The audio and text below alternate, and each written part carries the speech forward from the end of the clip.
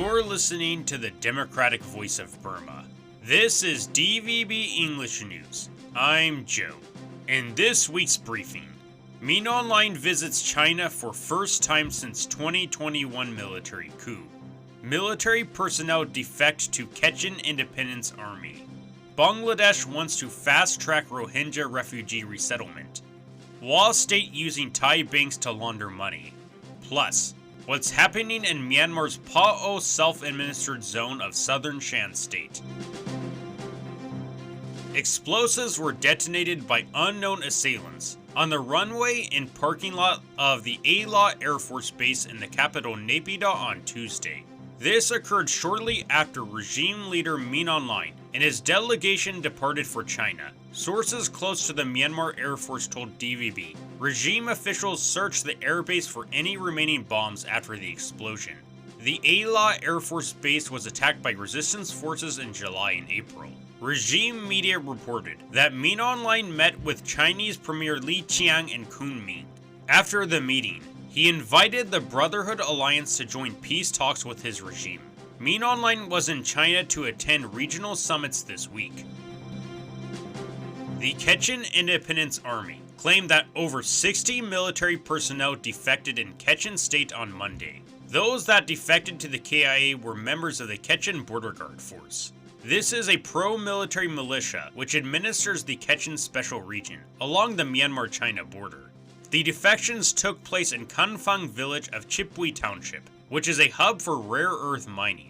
The KIA also took control of the border town of Pima in Chipui on November 2nd. Chinese authorities closed all border gates, except for two, along the Myanmar-China border in Kachin and Shan states. Saiful Hok Omi, a Bangladeshi photojournalist who has documented the Rohingya for 16 years, spoke to DVB. He said that Bangladesh's interim government, led by Muhammad Yunus, wants the international community to resolve its refugee crisis. As Mr. Yunus, our chief advisor, correctly said that the problem of the Rohingyas must be solved because it will destabilize the whole region in many different ways. So we can only hope at this moment that we will see, just like any other places, also the Rohingya genocide, Rohingya question, the Rohingya crisis, the Rohingya refugee issue will be seen differently, just like we are seeing the birth of a new Bangladesh in front of us. I can just hope that it will happen. That was Saiful Hok Omi, a Bangladeshi photojournalist who documents the Rohingya. Yunus has called for a fast-tracked third country resettlement process for the 1.2 million Rohingya in Bangladesh. Another 8,000 Rohingya have arrived in Bangladesh since June. This is when fighting between the military and the Arakan army began over control of Maungdaw Township on the Myanmar-Bangladesh border. Next up, DVB English News reporter Salman Thain on the situation in southern Shan State's Pa'o self-administered zone. This is where two ethnic armed groups have taken sides since the 2021 coup.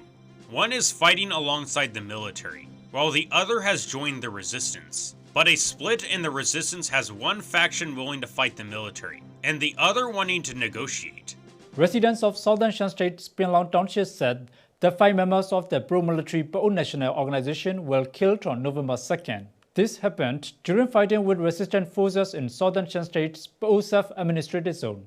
This area includes Hopong, Sizai, and Pinlaung Townships.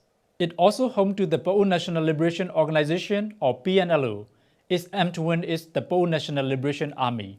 This group split into two factions last month over a dispute on whether to remain loyal to the military region in Naypyidaw. The PNLO signed the nationwide ceasefire agreement with the military in 2015. But since the 2021 military coup, many armed groups like the PNLO have joined the resistance. A faction led by Patron Koga left the PNLO in protest over its recent move to strike the NCA. Roughly 10% of the PNLO Central Executive Committee resigned to join Koga.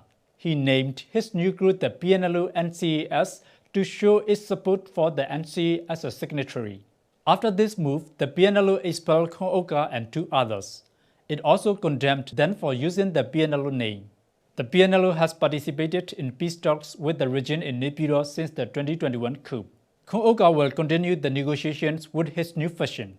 Back on the front line, the pro-military pro-national organization retook control of Xizai from the PNLA in January. It announced that it had 37,000 new recruits and launched an offensive in neighboring Penang in September. This means fighting continues in the post-self-administrated zone. Its workers told DVB that more than 30,000 civilians have been displaced from their homes. That was DVB English News reporter Salman Thain. To see his explainer video, go to DVB English News YouTube. Thailand's chair of the Parliamentary Committee on National Security and Border Affairs, Rangsiman Rome, spoke to DVB. He said that the United Wa State Army is using Thai banks to launder money generated from the sale of drugs. The UWSA administers Wa State, officially known as the Wa Self-Administered Division. This is an autonomous zone located along Myanmar's borders with China and Thailand. Rome said the UWSA uses its illicit funds to pay Thailand for electricity to its territory produced in Mae Sai across the border from Tachi Lake, Myanmar. This kind of problem is not just happen in Mae Sai, it's happened many places. That's why now Thailand is like the battery of the illegal activity in Myanmar. We are the battery of that scam compound and drug dealer. That was Rangsiman Rome, a member of Thailand's House of Representatives and chair of the Parliamentary Committee on National Security and Border Affairs. Thailand's Office of the Narcotics Control Board stated that the number of narcotics seized in the north has increased by 172% this year, compared to 2023. And that's it for this week's briefing. I'm Joe. Tune in every Friday to DVB English News. Listen on Spotify, Apple Podcasts, YouTube Music, Audible, or Amazon Music. We are available wherever you get your podcasts. And subscribe to the daily briefing newsletter for the latest on what's happening in Myanmar. Find it on our website, english.dvb.no. DVB English News is on X, Facebook, Instagram, Threads, and TikTok. Subscribe to us on YouTube. Thanks for listening.